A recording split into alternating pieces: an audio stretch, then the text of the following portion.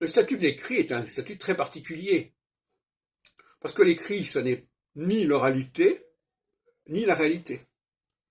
C'est un état intermédiaire. C'est une réalité retravaillée, repensée, reformatée. Et souvent, l'écrit est pour moi un problème. Je ne confonds pas l'écrit, qui est visuel, effectivement, mais qui est un visuel artificiel, avec la vérité des choses. Quand on va dans un zoo, il y a les choses qui sont écrites sur les panneaux, sur les grilles, et puis il y a les animaux qui sont derrière. Et l'étiquette ne suffit pas à prendre conscience, prendre connaissance de l'animal qui est ainsi désigné.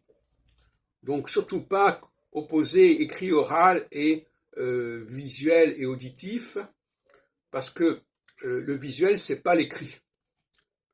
Le visuel, c'est ce que je vois. Quand je vois des hommes et des femmes, je sais que c'est pas la même chose. C'est pas marqué, c'est pas parce que c'est écrit. C'est pour ça que je suis très méfiant sur les écritures. Et je dis que les écritures, elles nous décrivent quoi? Les gens croient que les écritures nous décrivent le réel. Ils s'appuient sur les écritures pour dire voilà ce qu'il en est, voilà ce que sont les juifs, voilà ce que...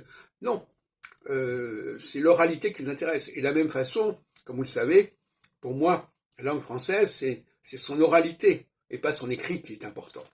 L'écrit du français est très appauvrissant et très problématique par rapport à l'oralité du français qui est la véritable langue française. Et beaucoup de gens d'ailleurs ne connaissent le français que par l'écrit et ne parlent qu'un français écrit, alors qu'il faut parler un français oral.